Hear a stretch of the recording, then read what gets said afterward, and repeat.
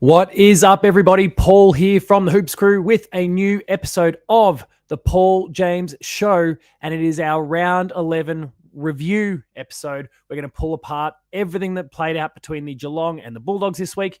We're going to go around the grounds. We're going to touch on all of the topics that you, the community watching live tonight, want to discuss. We've got some Q&A as a part of that. We'll do game of the show. I haven't even worked out what it's going to be yet. I'm going to make it up on the fly, because there's lots of things in video games that I like talking about. Stay tuned for more in that space.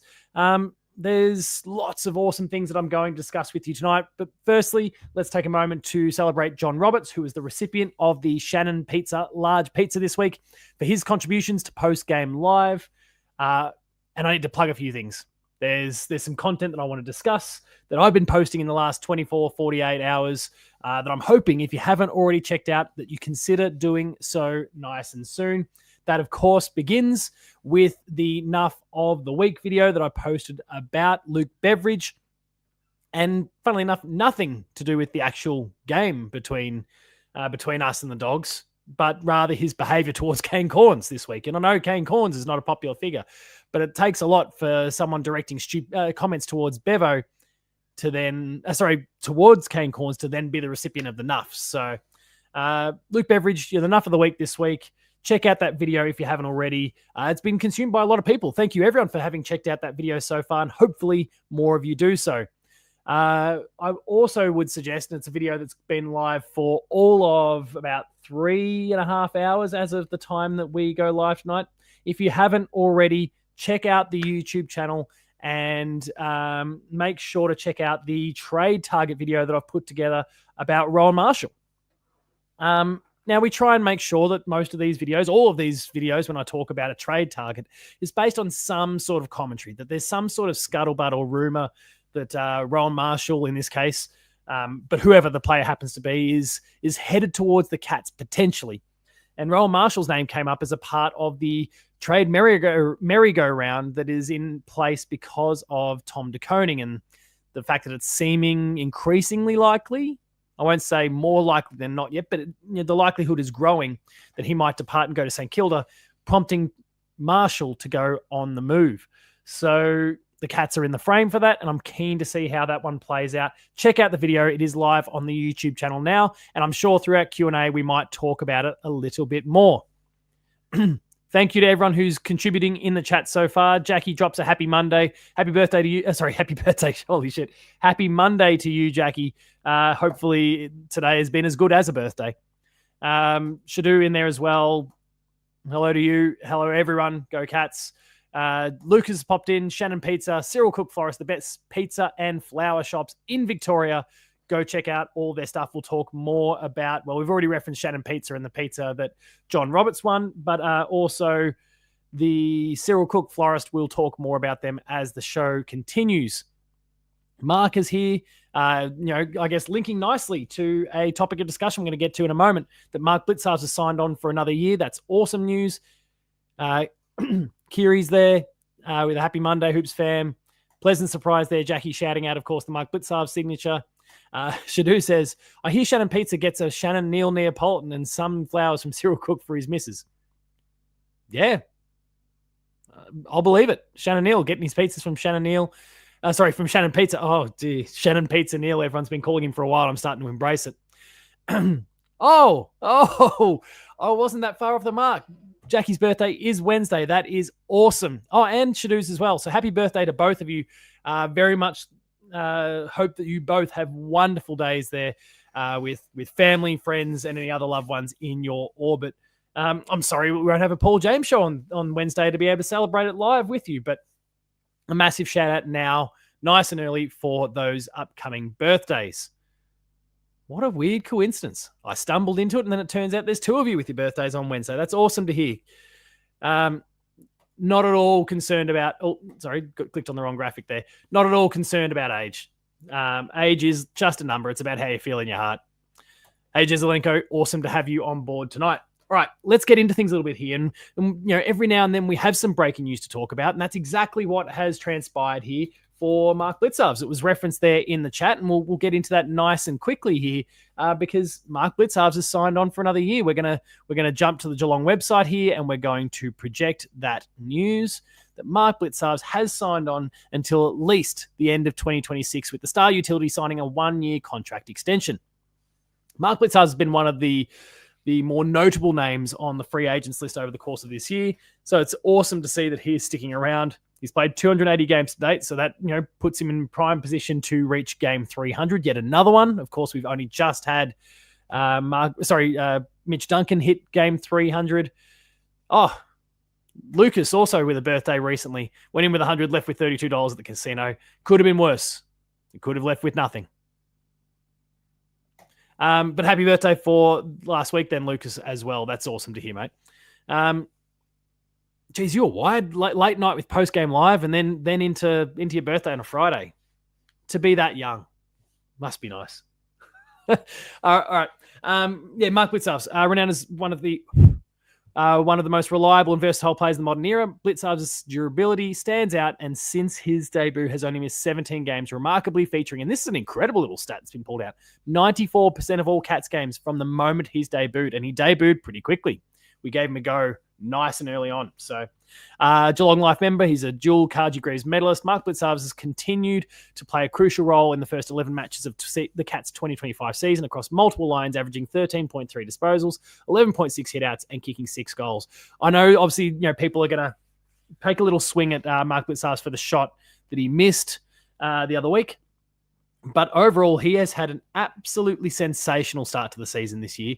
I'm not saying Carji sort of levels, but he's been down. There's been some question marks, some concerns. Is his time nearly done? Is he starting to kind of come back to the pack a little bit here as the game continues to evolve around him? But he's had a really good season so far. So that's fantastic to hear, and hopefully we get some more awesome footy from him between now and the end of 2026 at least. And Morty nails it. We can't be holding one missed shot against him. Without him, there's probably been plenty of goals that would have been scored the other way and ruck contests that we would have been monstered in. So it's been awesome to have him. And Jackie says Blitz is like a fine wine. Geelong Cats Executive General Manager of Football, Andrew Mackey, said Blicavs' versatility has been crucial in the first half of the season, saying Mark is an incredibly flexible and dependable teammate and is an outstanding leader for our football program.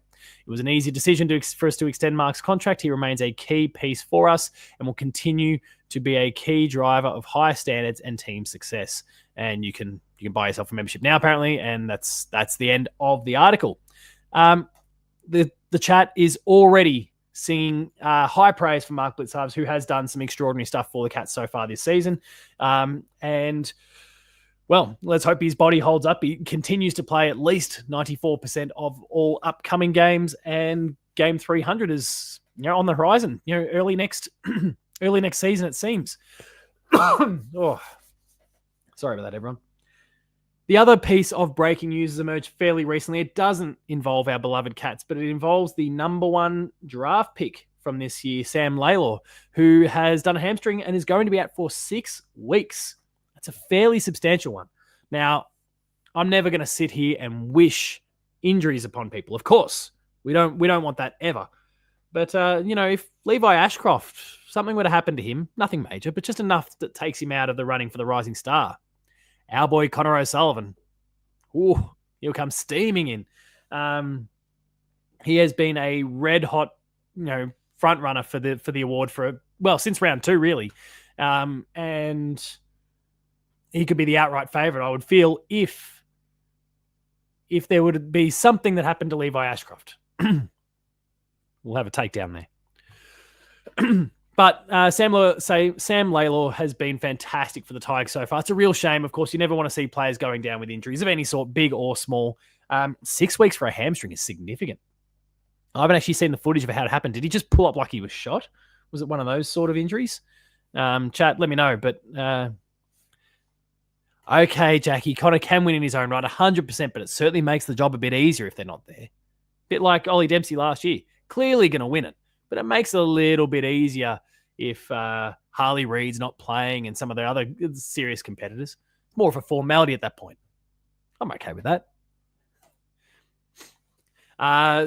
Kiri says that Levi Ashcroft has it in the bag. Yeah, I kind of agree that right now he's probably the front runner.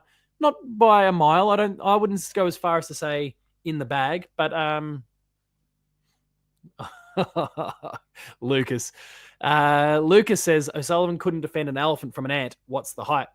I think you're missing it all, mate. I think it's you on the outside, standing on the outside looking in, to quote the great Jimmy Barnes. You gotta start paying closer attention there, mate. You're missing it entirely. I'll let the chat put you in your place there around that one, though. All right, let's get into proceedings a little bit here. It is time to now review the Geelong and Western Bulldogs game. We'll bring up the screen share there for that one. There it is. Boom. And of course, we've discussed this a little bit already. The Cats 20-7, 127, beating the Dogs 16-17, 113. Let's nip this in the bud because I haven't really addressed it too much through either my reaction video or my Nuff of the Week directed at Luke Beveridge. The umpiring, the complaints about the umpiring, jam it.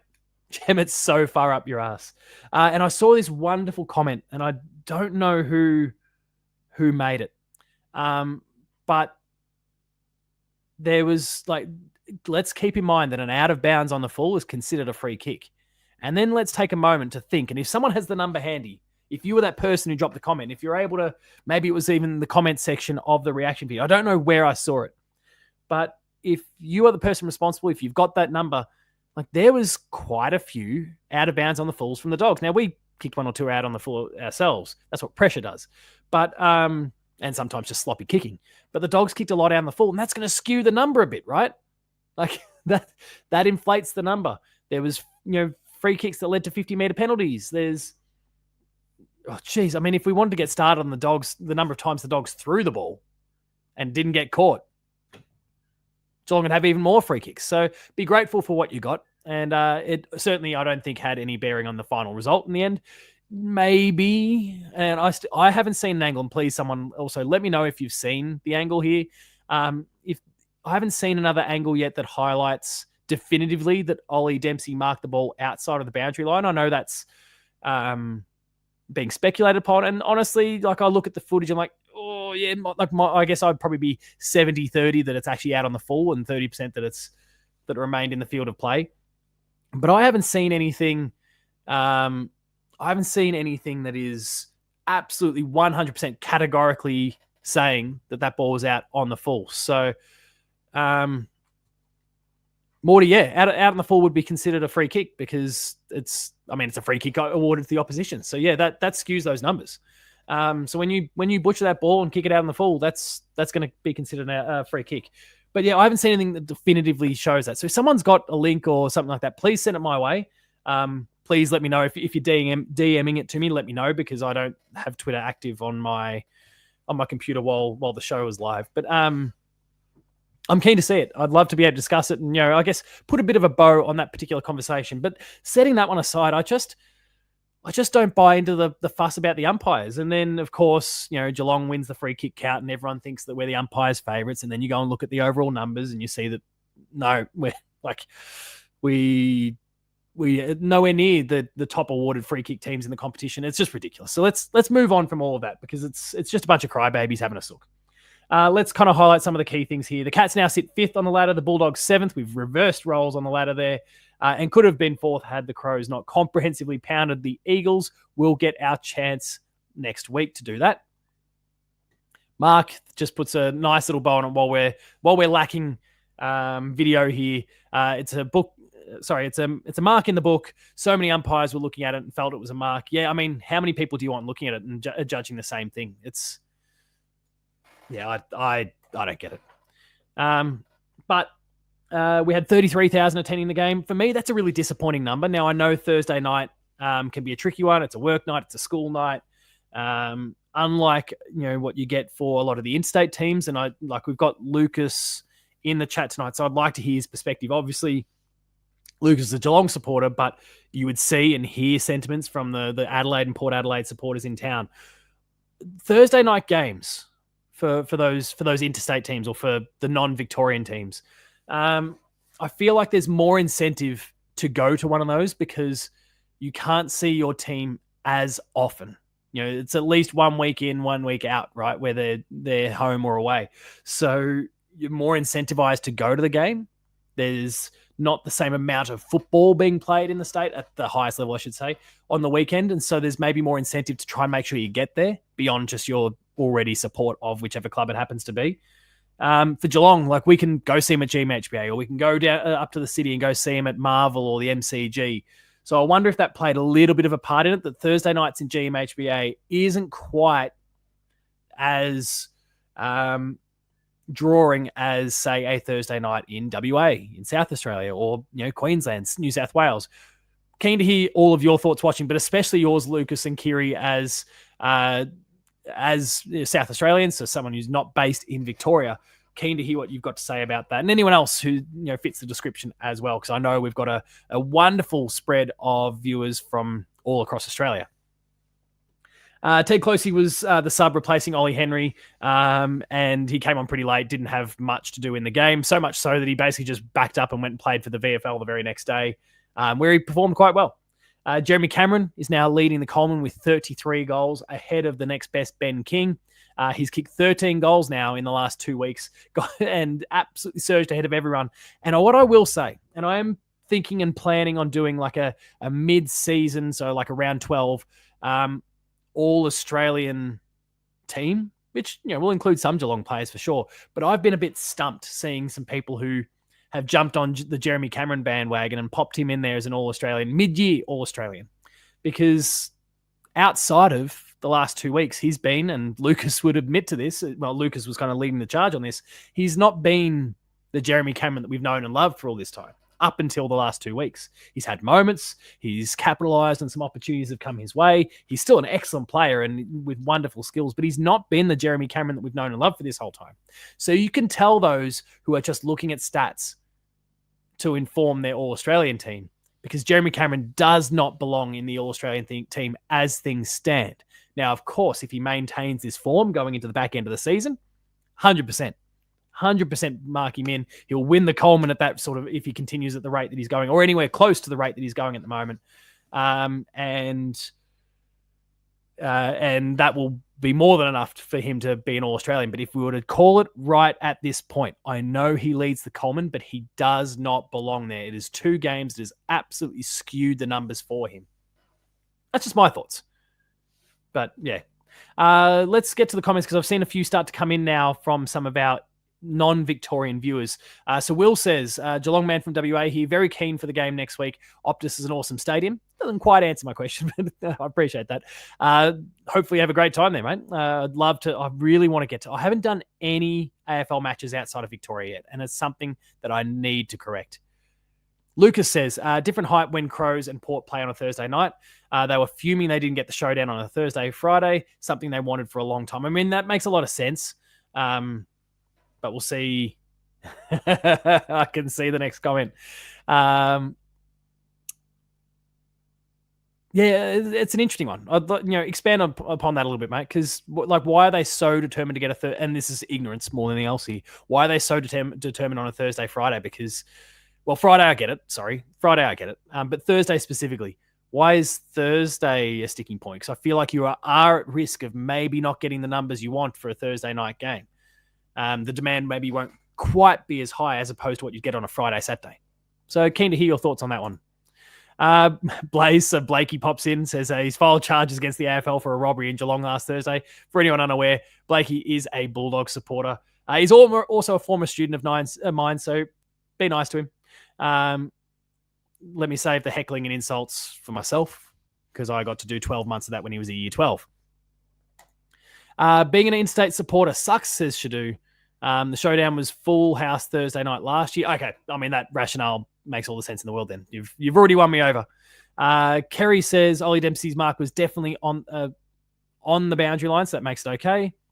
Magnus says it's looking like should be 10 out of 12 wins for the rest of the home and away season. Magnus is 100% in line with what I put in that video there. And please, if people haven't checked out the video, I put together one that was outlining the round 16 through to 23 predictions. I then folded in, obviously, the games that were still to come before round 16, and of course, round 24 as well. And I also landed on 10 more wins from this point for the remainder of the season.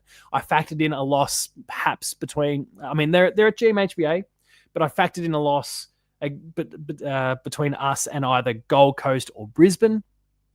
They are the return, like in the case of Gold Coast, our only match for the season, pending finals, and Brisbane the rematch. But I factored in a loss there, and I factored in one for the back end of the season. And of course, that game is GWS playing over at Energy Stadium because we can't even beat them at home at the moment. But yeah, I'm with you though. 10 out of 12, probably at least. So it's a pretty good place to be in. Jezelenko says that the Dart is having a par season for his level so far and still leading the Coleman. GOAT. He is... you're 100% on the money, mate. Blakey also pops in saying all Australian form is very end of season bias. Yeah. It's... yeah, 100% agree with you, mate. Jezelenko pops in. The Eagles suck, but still get 40,000 for each home game. Should get that this Sunday for the game, as it's a public holiday in WA the next Monday. That's awesome. That's certainly good for numbers. They want primetime exposure, and the showdown always delivers no matter where the teams are on the ladder. They've been Fridays and Saturdays when 2 games are on, but they want a standalone game. Right, no, that makes all the sense in the world. AFL Galore 33 says Blaze 17 is a former student. I watch them videos online. There you go. Blakey, you've got a fan here in our comments tonight.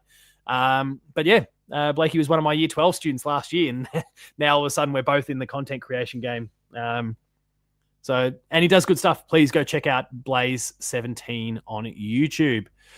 Brendan pops in. Tony Shaw didn't like my criticism of his commentary on X. I haven't seen this. I'm going to Twitter now, or X, whatever you want to call it. Sorry, I'm not going to call it X. Tony Shaw, did he quote tweet you? Did he respond? I'm keen to know what happened here. Tony Shaw. May 20, no, replies maybe? I'm having a bit of a skim here. Here we go. Brendan's. That was at the impact of kicking the ball. And Tony Shaw responds, can you... So there's a screenshot here. Hang on, let me screen share this one. We've got to give Brendan the spotlight here because he's come after Tony Shaw online. There we go. Boom. Obviously the commentary here is talking about dead set shocking and some of the different calls, the contentious ones. Brennan's highlighted that as the impact of kicking the ball with a little clown emoji. I will note that one. And Tony responds with, can you see both players 1 foot on the ground into contact? The ball position is inconsequential. No, Tony, there's enough time to bail out of that. I'm with you, Brendan. There is sufficient time to...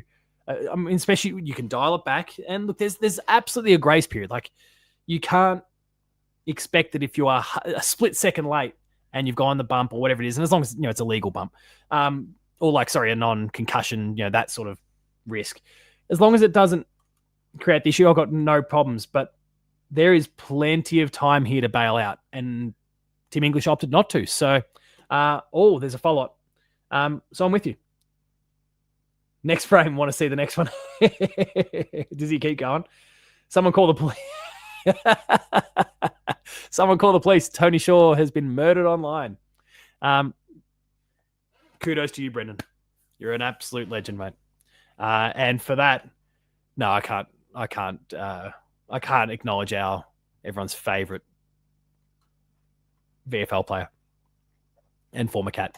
Let's get back to... we'll just go back to full screen for now. Optus is always packed regardless of the teams, particularly West Coast games. In response to Jezelenko, that's like the Crows. They get 50K every week and they could be bottom of the ladder. Port, not so much. All Alberton faithful have put out the tarps. I mean, we could be talking about Kenny Hinkley no longer being the coach very soon, the way things are going. That's crazy, Will, saying that checking Ticket Tech, that Geelong and West Coast is almost sold out. That's huge. I'm stunned. Jezelenko is too. There was plenty of tickets left for the Geelong game against Port Adelaide at Adelaide Oval. We had a row to ourselves in the away end. Why are we listening to someone who ran into a tree? Sure's enough. He needs to give me a bit more ammo and I'll nuff him properly. Where are we? Cooking Brendan. I've got a 6-person team going in support for the Mighty Hoops. The Cats are the best ever. 100%, mate. All about that support for the Cats. Still waiting for him to respond. No, it's over. Again, as old mate, OX Gorion or at Crypto Gorion says on Twitter, Tony Shaw has been murdered online. All right, let's move on with that recap. There's some other little stats for you, and this has been kind of a bit of a recurring thing lately. Tom Atkins is leading the AFL in tackles. He's got 109 of them ahead of the next best, Jack Graham, at 86. He got 12 on the weekend after a few leaner weeks in that respect, and I thought, oh, maybe this record is no longer in the gun. Maybe someone's going to catch up. But no, a massive effort this weekend that kind of course corrects things a little bit there. And the coaches' votes. Here are the coaches' votes from the Geelong and Bulldogs game. And honestly, it makes for some pretty interesting reading. Jeremy Cameron with the 9 votes. So he didn't get the full 5 from both coaches. I'd be curious to know who gave him 4.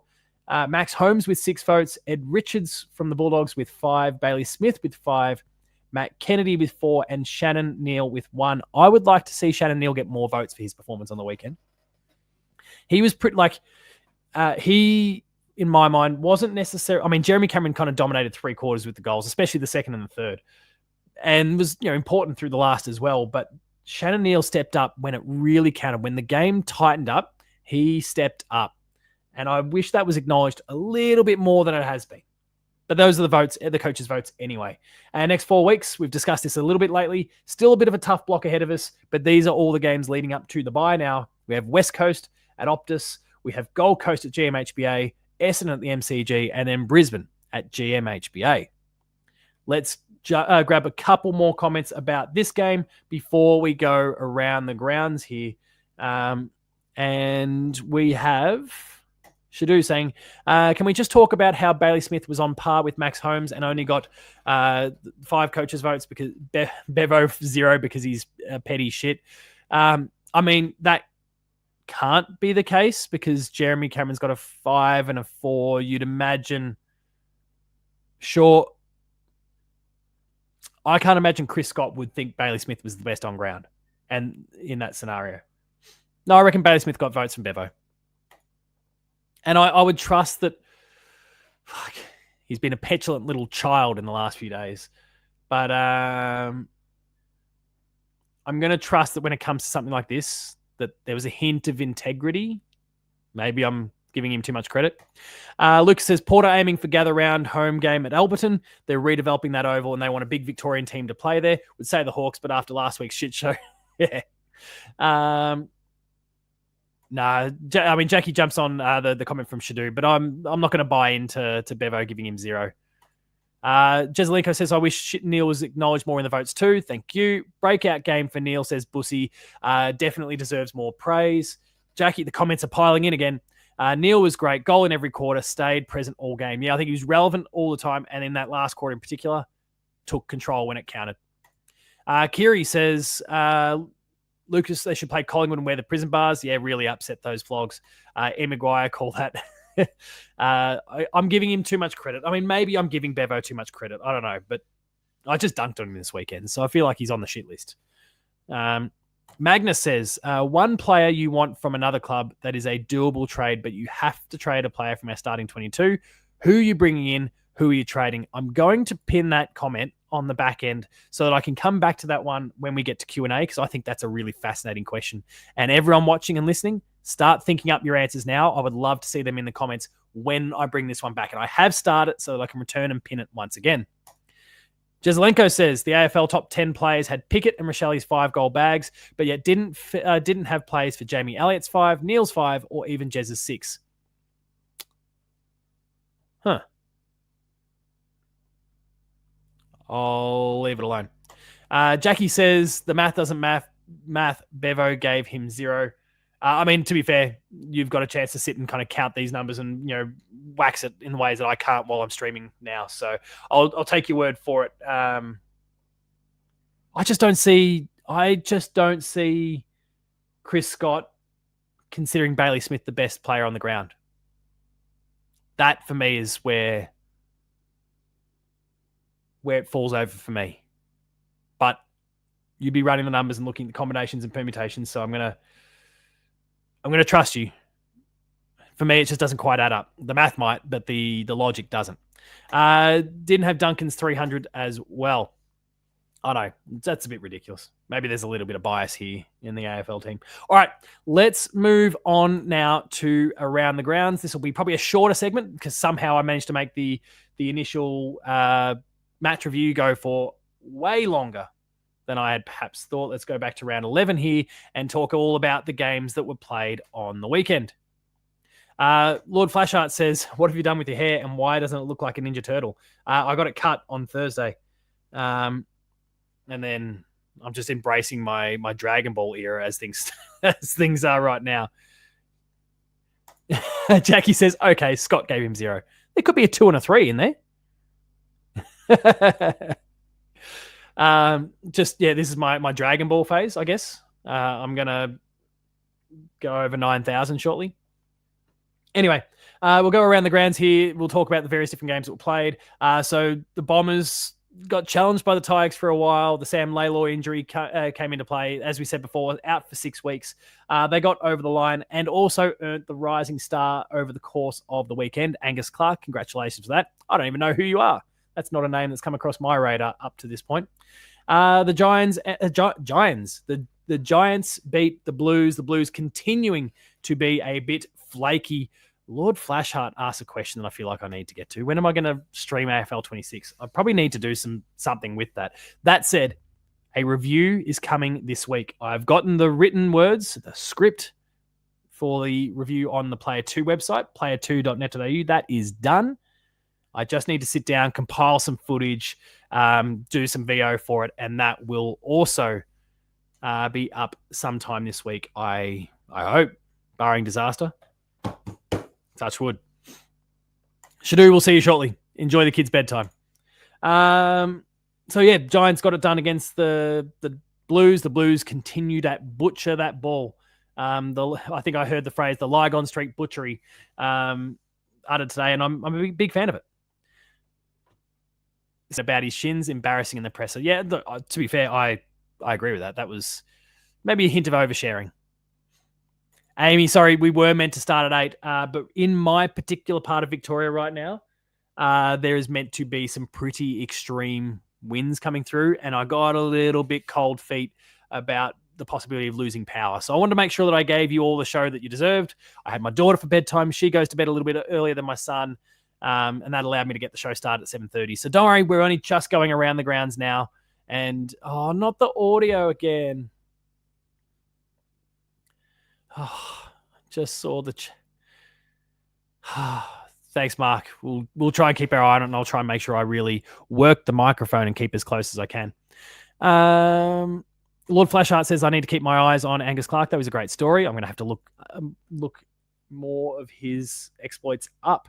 North put up a pretty good fight for 3 quarters against I've missed the Hawks and the Lions. The Hawks continue to support the narrative that's been building that they are not the team that everyone wanted them to be. Well, not us. We didn't want them to be a successful team. But going down to the Lions, 33 points. They've only beaten basically bottom 8 teams and the Giants up until this stage. They are not the team that people wanted or thought or expected them to perhaps be. The North were in this game up to their eyeballs until the 3-quarter time siren, and then all of a sudden things just exploded and the wheels fell off for North Melbourne, going down by 45 points to the Pies. You would expect this, but they were pretty admirable for 3 quarters, and then the class just ran over the top of them. Ken Hinckley's probably in his final days. Freo by 49 points. The Eagles also put up a pretty good fight for the first half or so, but the Crows started to strong arm them in the second half in particular, pulled away to win by 66 points. Hopefully we can flog the Eagles by even more this week, but let's not get too carried away. We'll talk about that in our preview episode later in the week. The D's continue to shine brightly at the moment, winning by 53 points against the Swans. I don't think they've bagged a score that high in a long, long time, 131-78. And the Suns coming to Melbourne, the Nepo baby of the AFL, if you believe Ross, Lyon. Stay tuned for more of that later in the week. Winning by 19 points against the pretty pathetic Saints. Oh my God, the chat is popping off and everyone's talking about audio. Why does this keep happening? I'm not even streaming the show at the moment. Hang on. It's 8 o'clock. My wife's probably watching something. God damn it. I'm gonna do a speed test while we chat just to make sure.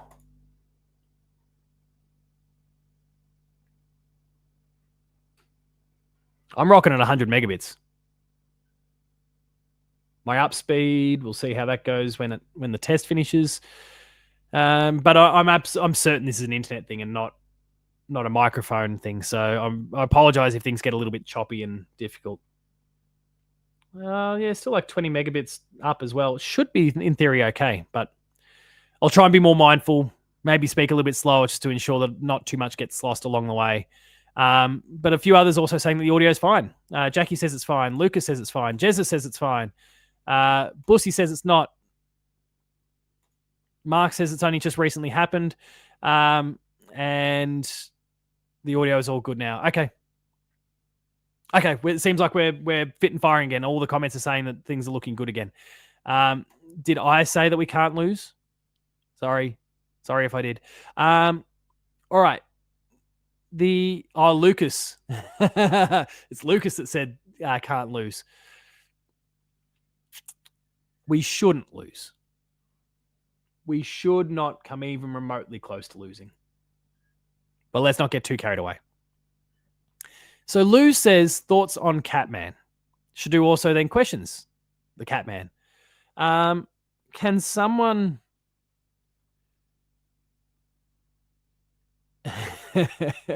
we'll get back to Catman in a sec. Lord Flashheart says, it keeps happening because idiots in the country voted Liberal and they didn't upgrade the NBN spine to fibre optic. Thanks, arseholes. Yeah, there's a bit of work to be done to fix all that still. I'm fibre to the premises, but yeah, the backbone, as you say, isn't what it should be.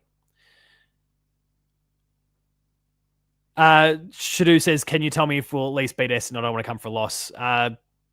Essen's rubbish. We'll win it. That's fine. But yeah, Catman, someone clarify what's been going on with Catman. Do I need to take to Twitter, which is a dangerous place. Catman.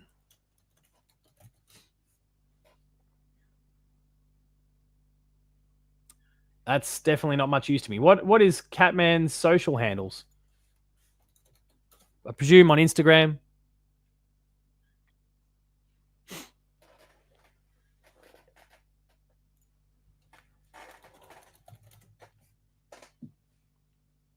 Troy, what have you done, Troy?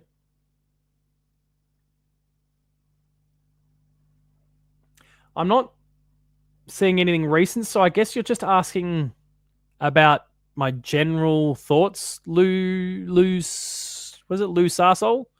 Oh Jesus! What a name!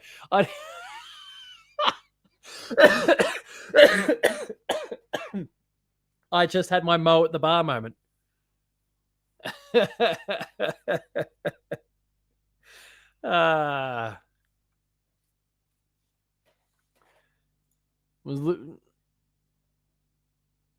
mean,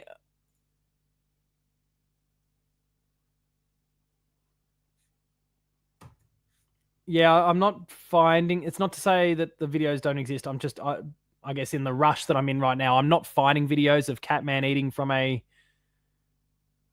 I can't believe I fell for that.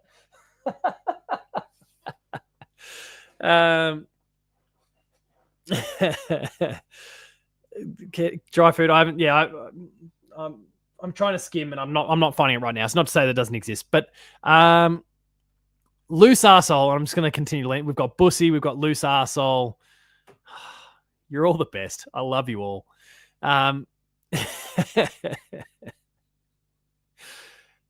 I don't understand Catman. I don't understand what's going through that individual's head. The behavior is ridiculous. What I did see of Catman recently was actually because for some reason Terry from Blue Abroad popped up in my Instagram feed. And I love Terry. He does awesome things. We've had him on the show, and I've been on his shows and got a lot of love for Terry. But for whatever reason, the algorithm pushed some Terry content, some older Terry content, because it was him reacting to Catman after the Geelong and Blues game, and how Catman was blaming Jane Bunn for her weather report. And apparently we cannot trust the women who are doing the weather forecast, because that's going to mislead the Geelong Football Club and make bad decisions and cause them to lose football. Fuck off, Catman. That's ridiculous. But anyway. Bussy sent me something on Twitter. Apparently Caroline Wilson's just said something. What has Caroline Wilson said? Let's navigate our way to the interwebs. This is all right. We are going to project this one. Hang on, I can't project this one because I'm gonna get the video cut. But I guess the quote from it, I'll try and half listen as we go. It's posted by 7AFL as of about 40 minutes ago. Caroline Wilson says, "My belief is that Geelong are expecting a fine from the AFL over the coming weeks, and this is in regards to third-party player payments." That is an interesting one. That is some breaking news. Thanks, Bussy, for sharing that one. The farms and cotton on. We're in all sorts. I might listen back to this one when we throw to our sponsor shortly. But that is the around the grounds. There's some other little details we can kind of pick through here. Firstly, the ladder. Let's look at where our beloved Cats are placed right now. They are sitting fifth, as we referred to before, only percentage behind the Crows in fourth. The Suns were a game behind, but they also have a game in hand. Why are we only getting a fine? Probably because it's not that bad. That would be my gut feel. But it's an interesting one. I need to, during the break, I might just even, extend the break just a smidge. We'll play Cyril Cook on a loop for four times because it's a 2-minute video. David King's going to eat out on this one. But it'll be, I'm interested. This is a curveball in the mix that I wasn't. This is breaking news. Anyway, Cats sitting fifth on the ladder right now. Percentage ahead of the Hawks, but the Hawks will continue to slide based on their current form.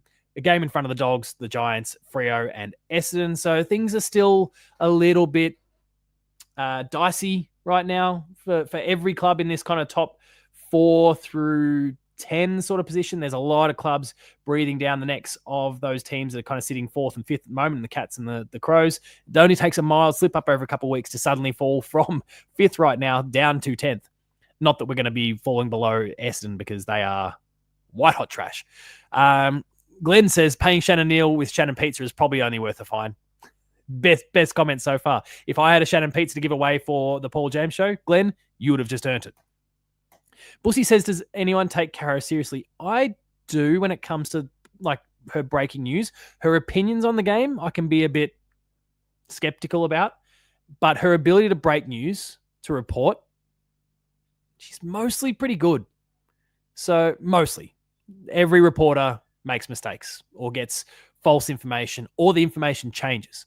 And I see this all the time in my video game realm. And I guess to just pop that personal bit of perspective in there, I get inside word on video, and it's certainly not the scale or importance of even AFL, but I guess AFL is not overly important either when you really get down to brass tacks. I get inside stuff all the time from developers that I know that work at studios all around the world.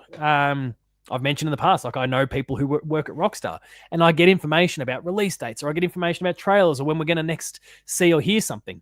Now, I don't get out there and be an insider about the whole thing because it's not really for me, and I don't really want to jeopardize the relationships and I think genuine friendships I have with these people by taking advantage of what they share with me. But sometimes that information I get passed from primary sources ends up being wrong because it's changed. There's some curveball that comes along and I either hear back from them and go, actually scratch that, it's not happening anymore. Or I don't hear back from them necessarily, but then something comes up. Like news changes, facts change. That's a reality of it. No, so I don't object to any reporter who gets things wrong sometimes. I would like for them to acknowledge it when they've got incorrect information or when something's changed and they've now got it wrong. I would like to see that occur more often, but is what it is, I suppose. Moving on to the VFL here. The VFL men's team lost to the Dogs to Footscray by 23 points. Ted Closey got 23 disposals and 9 tackles. As I said before, he played about 8 minutes in the seniors on the Thursday night and bounced back for the VFL game and performed quite well. Patrick Rechko, who's Ben's man, 21 disposals and a goal, and Georgie Boy Stevens with 20 disposals and 4 tackles. All three of those blokes continue to push and push and push for senior gigs. The VFL women's team lost by 40 points to the Bombers. Again, the disclaimer every week, there is not a single AFLW listed player on that list. We are kind of sending the girls out for a hiding every week, which is a bit rough. But they are now 0-6 in 2025 and sit 12th on the ladder. Lucas asks, is Ben around in the chat? No, he's not tonight. He messaged me before, said he was, what is it? He's going to be listening. Oh, hang on, let me find. I won't be in the chat tonight, but we'll have it running in the background. So he's there in spirit. That's about it. Caro, the AFL accepts there has not been. The AFL accepts there has not been anything untoward going on. So then, why are they fining us? Or is this an older comment? But my gut says this is probably what Caro's just said tonight. So why would the Cats be getting fined if the AFL accepts that there's been nothing untoward going on? It's one or the other. I would say this is a very black and white conversation here. We'll see. All right. It is on that note that we are now going to take a word from our sponsor, Cyril Cook Florist. The Hoops Crew Media Network is proudly sponsored by Cyril Cook Florist. Visit them at shop 1211 Leather Street in Breakwater. Phone them on 035 222 2244 or visit their website at www.cyrilcookflorist.com.au and use the offer code GOCATS in the voucher field at checkout to get 20% off your next online purchase. Thank you, Cyril Cook Florist, as always, for your ongoing support of the Hoops Crew and all that we do. I'm listening to Caroline Wilson right now.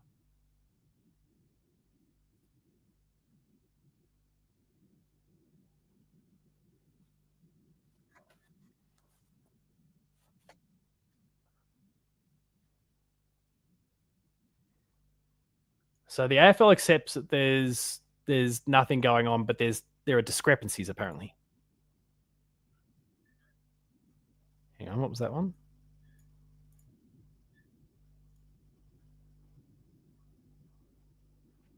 Lodges that should have been noted but weren't.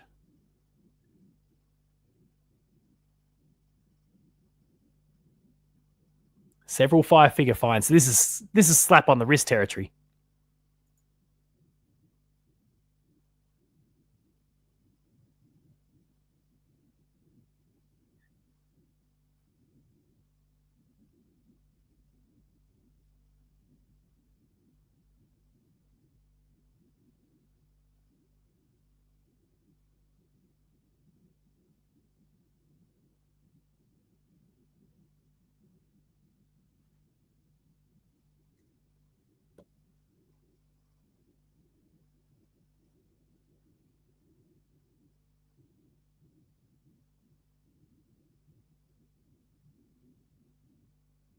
It sounds like it's just a documentation thing for the most part.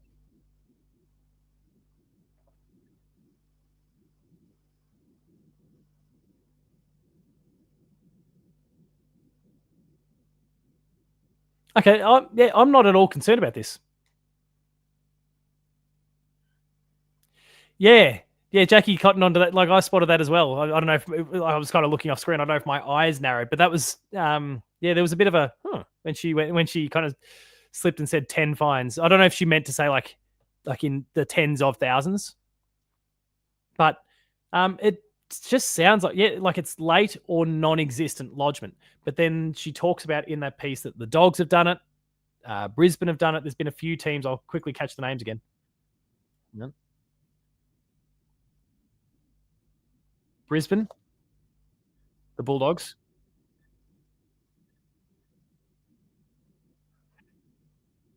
Oh, she only shouts out those two, but then it's been done across the board. So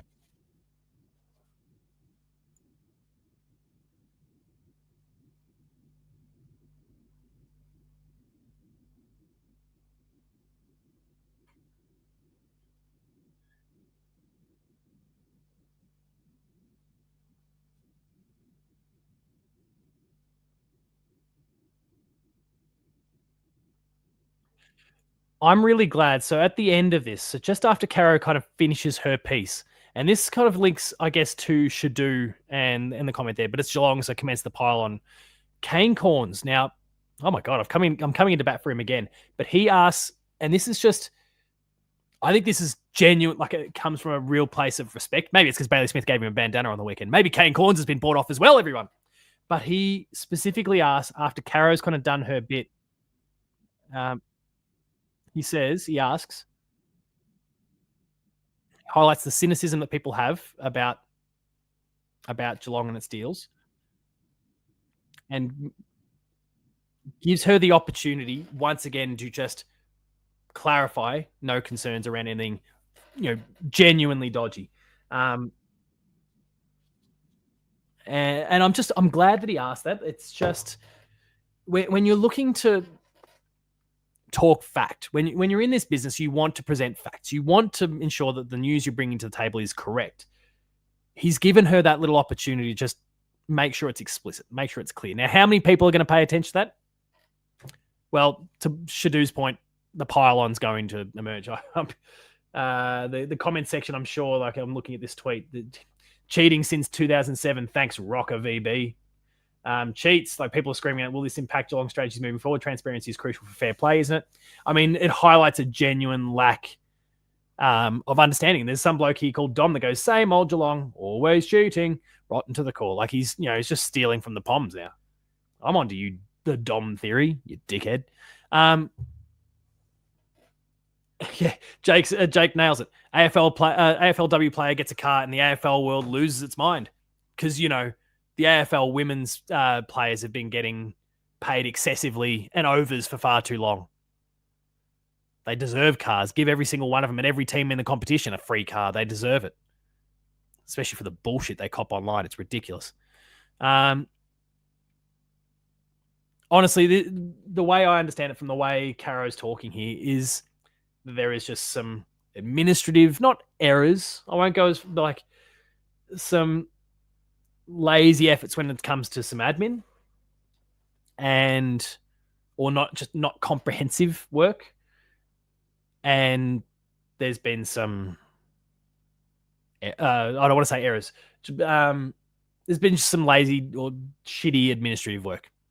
That's it. I don't think there's much to see here at all.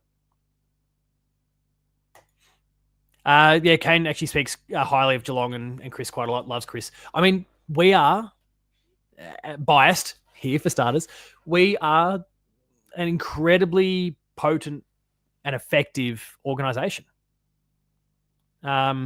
It's I can't understand anyone who doesn't, especially on the media side, who's not 100% just bringing the biased bullshit perspective to it. I can't understand anyone who carries on like a pork chop in that side, and the David Kings of the world whose bias is obvious. Like anyway. All right. This kicks off our Q&A segment. So throw your ideas at me. I do have a prompt from Magnus that we need to go back to from earlier. But let's get through some of the ideas that Ben has suggested already. So his first one here is, are the Swans cooked? Are the Swans done? I think they are this season. They've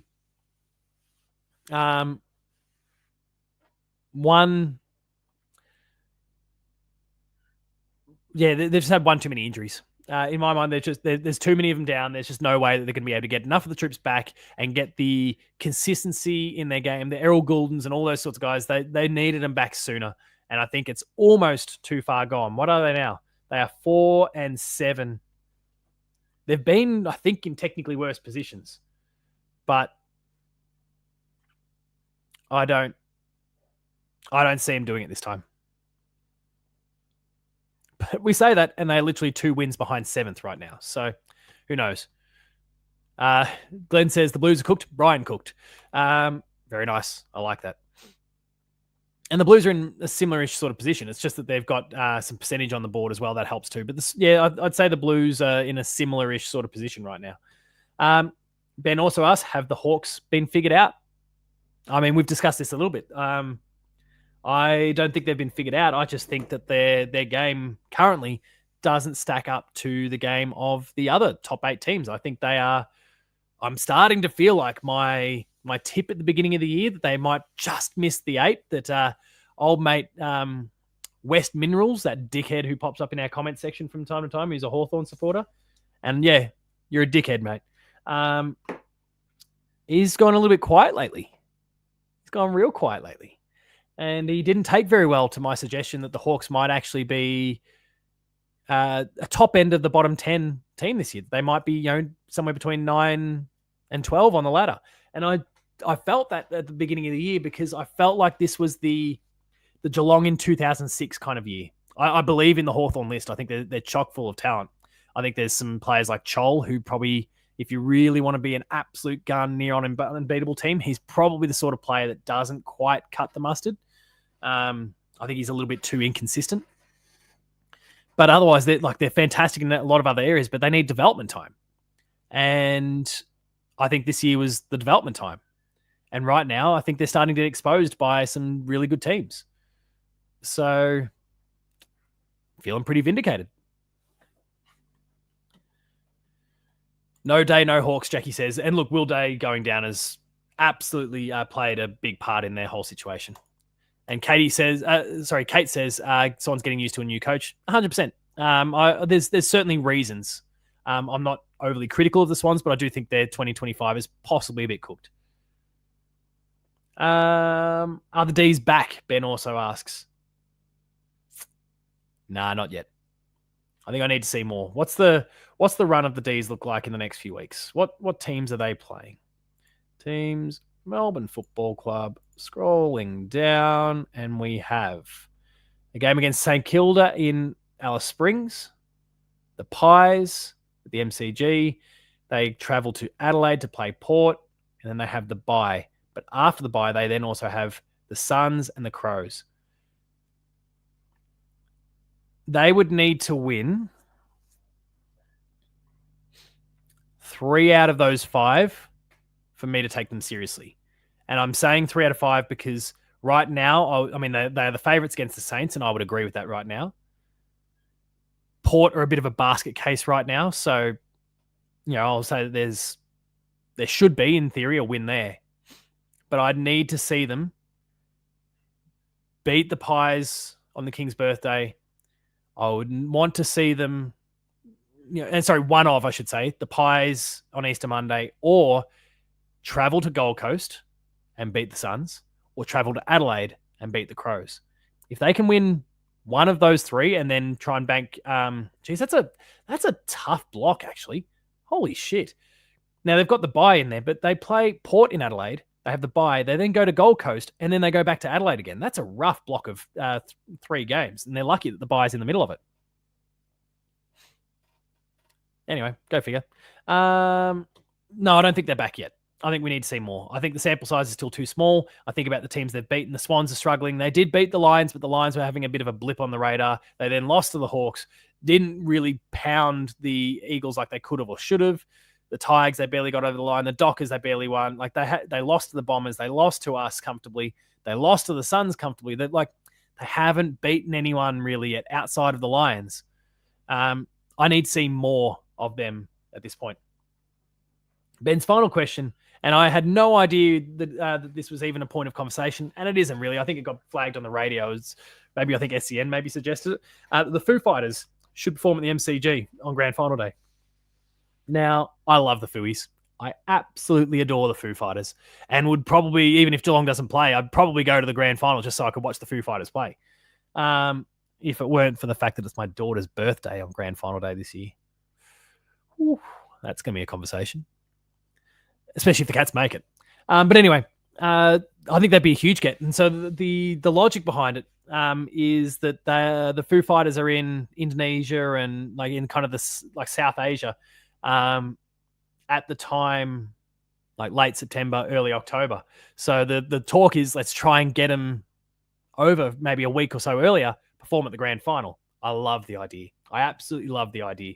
I'll be screaming at Dave Grohl's feet. Sign me up. Kiri says, the Sicily is the worst captain in the AFL. Will Day would be a better choice. I think he'll be the next choice. Lord Flashheart says 100% to Jesaulenko, but what's Jesaulenko said? The real wizard is one Jeffrey Farmer and always will be. Sicily is overrated as fuck. 100%. Glenn says, get her into the Foo Fighters. You have 4 months. Oh, they're getting lots of high quality music in my car. They do get Foo Fighters. They do get Green Day. They get The Living End. Please, everyone. I don't normally recommend music, but please, The Living End have put out a new song called Alfie. Go check that one out. I adore The Living End and cannot wait for this new album to come out. Take my daughter to the grand final. Best birthday gift ever if the Cats play. And if she can deal with arriving at the MCG at 5 a.m. as an MCC member and then grinding it out until 5 p.m. It'll be a bit of a slog. Not the best birthday gift ever yet, unfortunately. Now, Shadu has nailed it. The timing is perfect. So on the previous question, I would trade TDK for Ollie Henry to the Blues from our 22. Hate me. This is in reference to Magnus's question before, saying one player you would want from another club that is a doable trade. Now, I would say TDK for Ollie Henry is not a doable trade. But who are you bringing in and who are you trading? So right now, I feel like I'll entertain some of the trades that I guess Geelong has been linked to already. And I might jump on the Rowan Marshall conversation. I've obviously already posted that video. What would get Rowan Marshall over the line? Well, I mean, that in itself is a really interesting one. So you talk about doable, and I want to talk about the doable part of the whole thing here. Because in a Rowan Marshall deal right now, Geelong, St Kilda, the theory around that is that St Kilda gets their man. They get Tom de Koning. They've got their ruckman. They're happy as you can get. And they're probably not as worried about what they have to give up. Todd Marshall comes to the Cats in that deal. Then you're probably looking at like a combination of... And this is assuming it's not a 4-way deal or something more expansive. I'm just thinking a 3-way right now. Everyone loves a 3-way. I can see a scenario where St Kilda trades Todd Marshall to us. There is also a pick along with a Geelong first rounder or somewhere in that sort of vicinity that goes to Carlton in exchange for Tom de Koning. So there's like 2 firsts maybe. St Kilda's first, Geelong's first go over to Carlton. We get Todd Marshall. They get Tom de Koning. Everyone's happy? I don't feel like that's a ridiculous idea, and I'm making it up on the spot here, but I feel like it's pretty even. Tom de Koning is, I mean, there's an argument that maybe Tom de Koning's not worth 2 first-round picks. Ruckman rarely are, but he is in some elite air right now. I keep saying Todd Marshall. Sorry, Rowan Marshall. I don't want Todd Marshall. Rowan Marshall, though, yeah, I can see Rowan Marshall coming across. We give up a first or maybe an early second as well as St Kilda's first. That goes to Carlton. They get their picks. They're happy. Then St Kilda get Rowan Marshall and we get Rowan Marshall. They get Tom de Koning. I'm in a spin now. That's my deal. But chat, throw some of your ideas out there in the comments. Todd Marshall's a spud, but can kick straight when he plays against us. Yeah, 100%. He's awful. He's awful, but he nails it when the time comes against us. It's infuriating. We've got some laughter here directed towards Lord Flashheart. I need to scroll back and try and find the comment. Trade Tanner Bruin for a ham and cheese sandwich. No tomato. I'm a fan. I like it. I'm also, while we continue to chat here, and please, again, pop your thoughts, your ideas, your comments in the chat here, whether they're questions, whether they're responses to, again, Magnus's prompt. If you want to trade with another club, get a doable trade. But you have to trade a player from our starting 22. Who do you bring in? Who are you trading? Oh, see, actually, sorry, it says you have to trade a player. What player? What player goes into a deal where St Kilda gets Tom De Koning and we get Rowan Marshall? And the theory would be that Carlton's probably going to receive a player here. I actually don't see a huge deal of change here. So actually, as I think through that, I still think St Kilda probably gives up their first round pick, but then that is then topped up by a player that comes from the Cats. So who is a player that is in that, late first, early second round sort of area? What player is going to win the Saints over in that regard? Now, I think about what they've got. Carlton. No, we're talking about Carlton here. We're talking about trading him to Carlton. They need people who can kick. Everyone butchers it at Carlton. So who would we offer? Who would we happily offer that's got that awesome kick on him?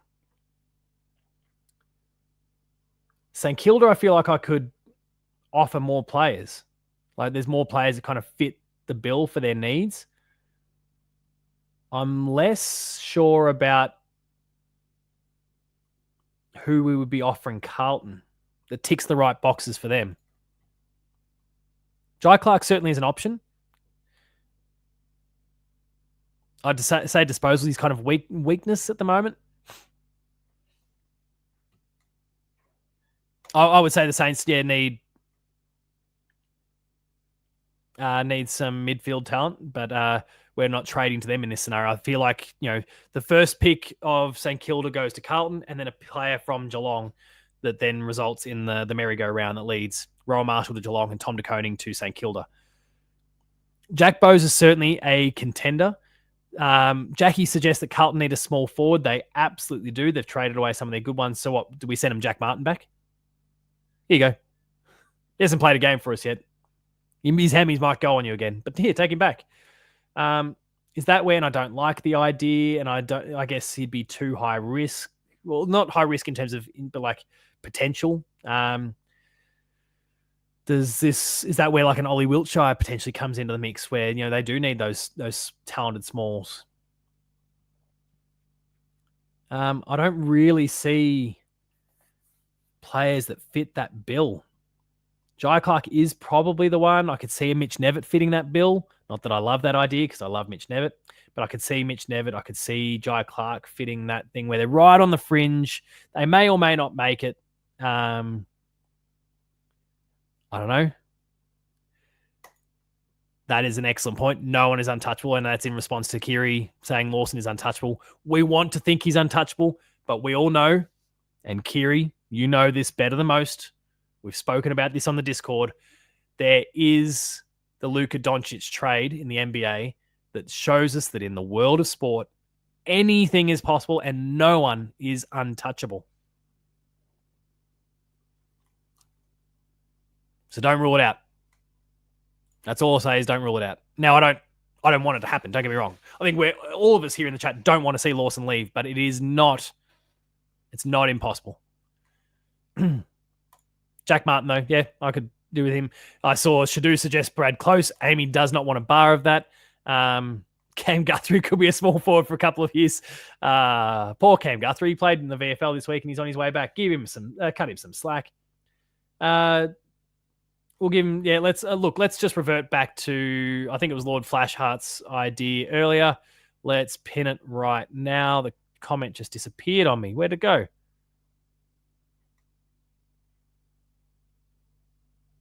Anyway, the comment was Tanner Bruin and a toasted cheese sandwich, no tomato. That's a deal for me. Let's get that one done. All right. If we got offered Sheasel for Lawson, I would take that deal easily, says Lucas. It'd be hard-pressed to disagree, to be honest. So it's a tricky one. Why is Ben sending me text messages? I guess that's in relation to the show now. I don't know. He's sending me data, and I'm a data guy. I like looking at data. What there's clearly there's a video that must be popping off at the moment. I wonder if it's us. Thank you all for tuning in. If it's us, but oh no, it's Rowan Marshall. That video is going ballistic at the moment. What have we got here? What are the analytics saying?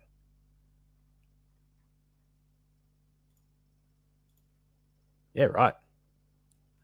Shit's popping off. Thank you all. Ben says, "Hey, Turtle Boy," after sending me some data there. I'm not as on board with it, but it's hard to say no to Harry Sheasel. Ben says, "Hey, Turtle Boy."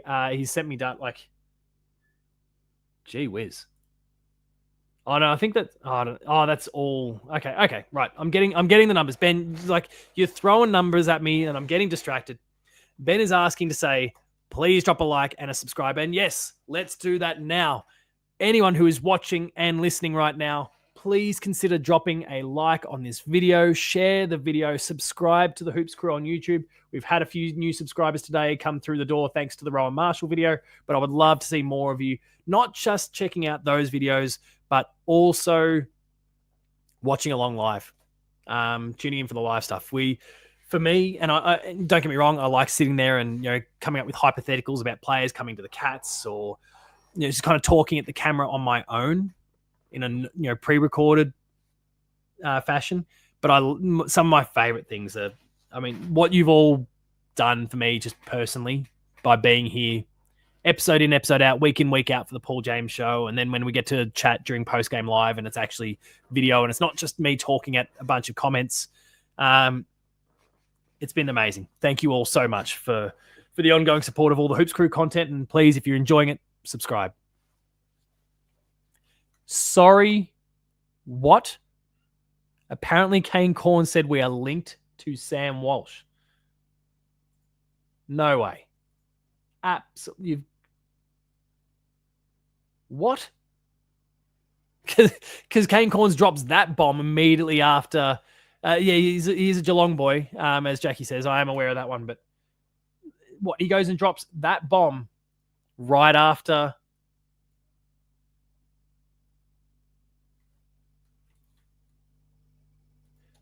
Hang on. Sam Walsh.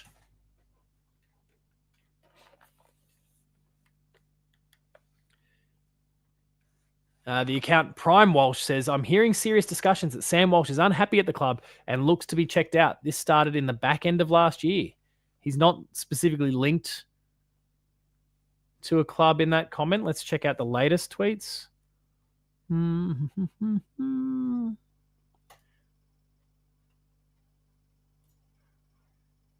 Yeah. The first comment is, wherever Sam Walsh goes, I go. That's interesting.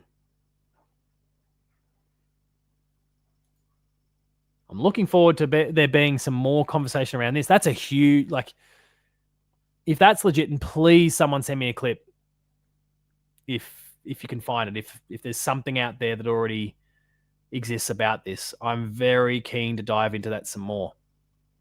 And of course, you better believe there's going to be a video.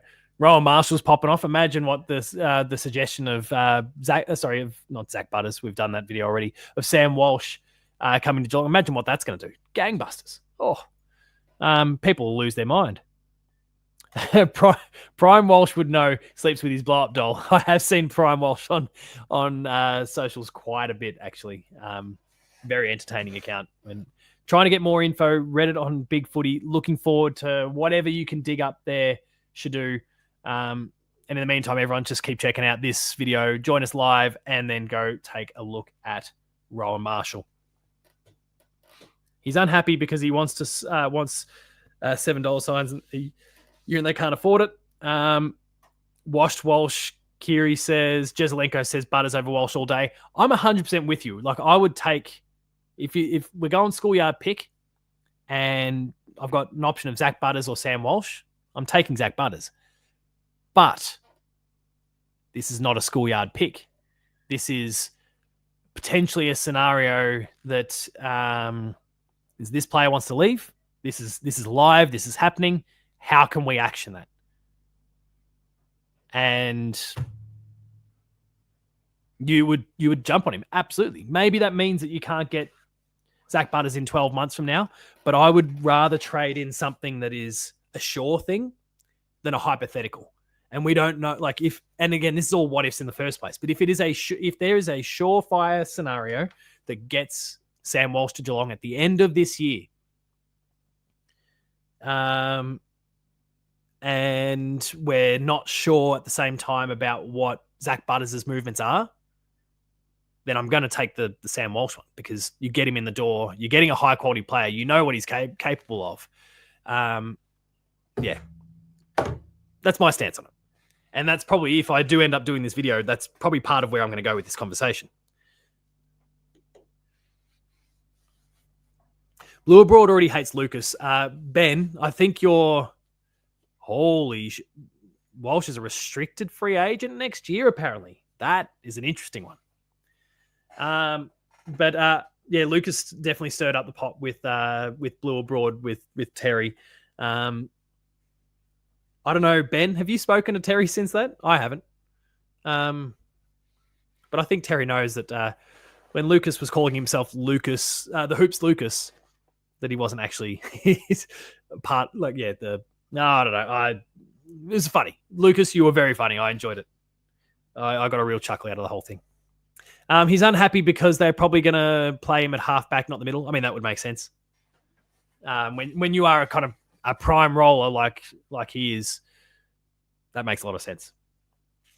Any other thoughts or ideas that you want to discuss before the show is out? Because I need to work out what it is that I'm going to cover for game of the show here. I haven't put one together. I thought I had something, and it's just gone. I've forgotten what it was. I think I kind of had it in the back of mind going, that'll be the game of the week for the next show. No, it's well and truly gone. So I'm just doing a bit of a skim. There's games that I'd love to be able to talk about, but can't right now. I'm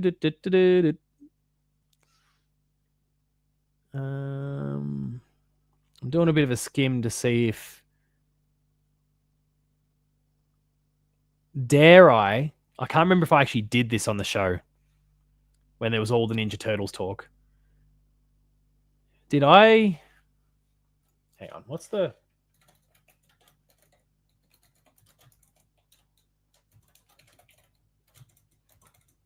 I've forgotten the name of it now. Splintered Fate. Would trade Cameron for Jesse Hogan. Did I play the trailer for Ninja Turtles Splintered Fate?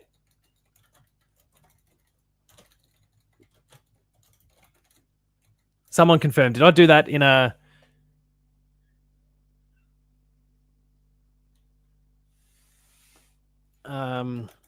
in a game of the show episode in the past?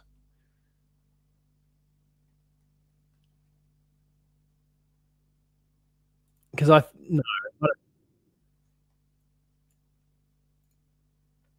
because this game, I hear, is genuinely amazing. I did show something Turtles. I think Ben had put some recommendations out. I'm just quickly scrubbing the trailer to see if...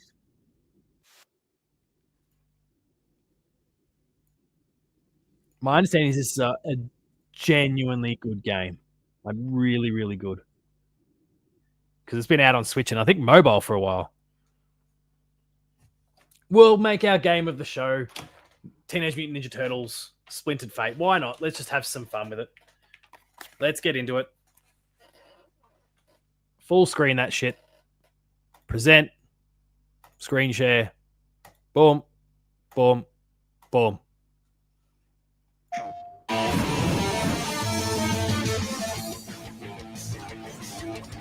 Lights, sirens, action! It's showtime! Yo, make some space, turtles! Casey Jones in the house!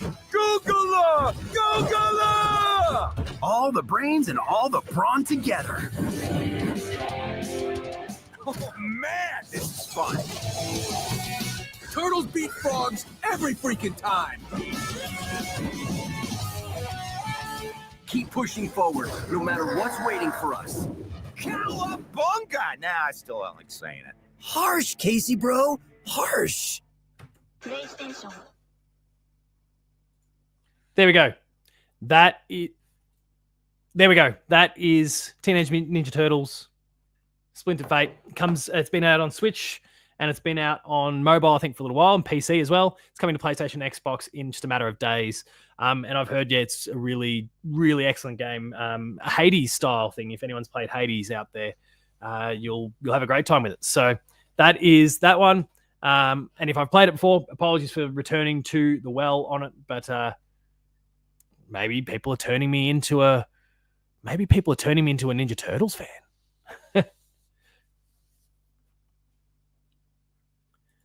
All right.